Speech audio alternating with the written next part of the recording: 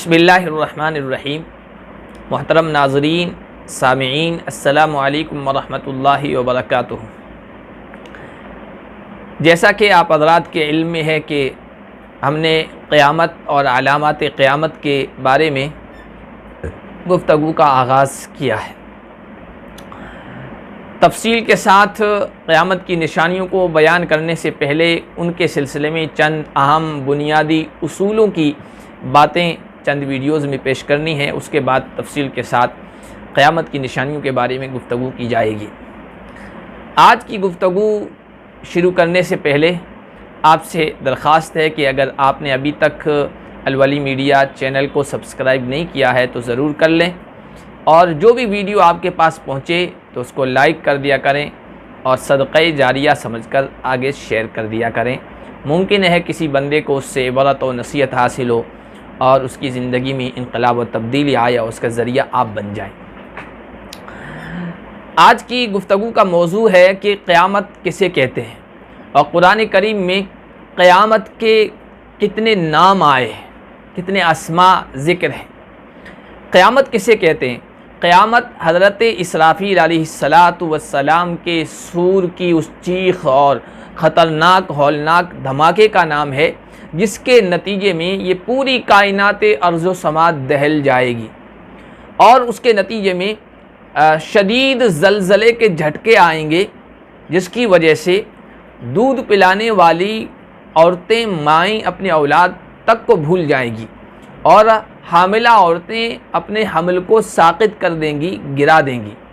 तमाम मर्द और औरतें चीखो पुका आहो बुका में मुब्तला होंगी और इस ज़लज़ले की शिद्दत और सख्ती में और झटकों में मज़ीद बढ़ोतरी होती चली जाएगी, यहाँ तक कि दुनिया के अंदर जितने भी जानदार हैं, इंसान हैं, जानवर हैं, ये सब मरना शुरू हो जाएंगे और फिर इन ज़लज़लों की शिद्दत में और इजाफ़ा होता चला जाएगा, जिसकी वजह से ये कायनात की जो चीज़ें हैं, सूरज है, चाँद है, सितारे हैं, ये सब टूट कर बिखरना और गिरना शुरू हो जाएंगे और फिर मज़ीद इस ज़लज़ले और झटके में इजाफ़ा होता चला जाएगा, यहाँ तक कि ये पूरा आलम तारीकी और अंधेरे का समा होगा उसमें, और ये आसमान बिखर कर टूट कर सब रेज़ा रेज़ा हो जाएगा और फिर पूरी कायनात मौत के आगोश में चली जाएगी।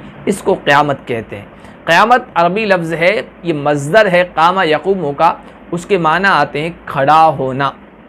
क्योंकि उस दिन तमाम मखलूक अपनी क़ब्रों से उठकर रब्बुल आलमीन के सामने खड़ी होगी। यौम यक़ूमुन नास लि रब्बिल आलमीन, इस वजह से उसको क़यामत कहते हैं। क़यामत की अहमियत के पेश नज़र कुरान करीम ने उसको मुख्तलिफ़ नामों से ताबीर किया है। अहले अरब के यहाँ ये चीज़ पाई जाती है कि जिस चीज़ की उनके यहाँ ज़्यादा अहमियत हो या जिस चीज़ की अज़मत शान उनके दिलों में बैठी हुई हो या जो चीज़ ज़्यादा उनके यहाँ नफ़ा बख्श और कारआमद हो, तो उसको मुख्तलिफ़ नामों से ज़िक्र करते हैं, उसको मुख्तलिफ़ नाम देते हैं। चूँकि क़यामत भी एक हौलनाक, खौफनाक, हैबतनाक मामला है और चीज़ है और वो दिन है, इस वजह से अल्लाह तबारक व तआला ने अरबों के उसूल के मुताबिक उसको मुख्तलिफ़ नामों से ताबीर किया है। क़यामत को अस्साअ भी कहते हैं। साअ के यूँ माना, लुग़वी माना, डिक्शनरी में माना गैर महदूद ज़माने के हैं और अहले अरब इस्तिलाह में 24 घंटों, दिन और रात के 24 घंटों में से किसी एक हिस्से को, जुज़्व को साअ से ताबीर करते हैं। इसी तरह अहले अरब अस्साअ के माना अभी अभी के भी करते हैं। जैसे कहना हो कि ये काम मैं अभी अभी करूँगा तो अना अफ़अलु हाज़ा अस्साअ, मैं अभी ये काम करूँगा। क़यामत को अस्साअ इस वजह से कहते हैं कि गोया वो अभी आने ही वाली है, करीब ही है। और अस्साअ के माना अचानक के भी आते हैं, गोया क़यामत अचानक आ जाएगी, अचानक नमूदार हो जाएगी, अचानक बर्पा हो जाएगी। इसी तरह क़यामत को कुरान में यौमुल बाअस कहा गया, फ़हाज़ा यौमुल बाअस वलाकिन्नकुम कुंतुम ला तालमून, ये खड़े किए जाने का दिन है, उठाए जाने का दिन है। इसी तरह क़यामत के दिन को यौमुद्दीन कहा गया, मालिक यौमिद्दीन, बदले का दिन, जज़ा व सज़ा का दिन। क़यामत को कुरान करीम में यौमुल हसरा का नाम भी दिया गया। वअंदिरहुम यौमल हसरा, उनको हसरत वाले दिन से डराइए, इसलिए कि गुनहगार और काफिर और मुशरिक उस दिन हसरत अफसोस करेंगे। कुरान करीम को अद्दारुल आखिरा, बाद में आने वाला ठिकाना या घर भी कहा गया है। इन्नद्दारल आखिरता लहियल हयवान, बाद में आने वाला जो घर है वो असल ज़िंदगी है, वो हमेशा रहने वाली है। क़यामत को कुरान करीम में यौमुत्तनाद भी कहा गया है। इन्नी अखाफ़ अलैकुम यौमुत्तनाद, वहाँ एक पुकारा जाएगा, एक दूसरे को आवाज़ें दी जाएगी। दारुल क़रार भी नाम दिया गया है। इन्नल आखिरत ही दारुल क़रार, आखिरत ही हमेशा रहने का ठिकाना और हमेशा रहने की जगह है। इसी तरह क़यामत का नाम यौमुल जम भी है। वतुंदिर यौमल जम ला रैब फीह, जमा होने, इकट्ठा होने, जमा किए जाने के दिन से उनको डराइए जिसके आने में कोई शक नहीं है। क़यामत को यौमुल हिसाब भी कहा गया। हादा मा तुअदून लियौमिल हिसाब, ये वो चीज़ है जिसका तुमसे वादा किया जाता है हिसाब के दिन के लिए। यौमुल वईद भी कहा गया है। वनुफ़िख़ फ़िस्सूर ज़ालिका यौमुल वईद, सूर में फूंका जाएगा, यही तो वो दिन है जिससे डराया जाता था। और यौमुल खुलूद भी कहा गया। फ़हादा यौमुल खुलूद उदखुलूहा बिसलाम ज़ालिका यौमुल खुलूद, दाखिल हो जाओ इसमें, यह हमेशा रहने का दिन है।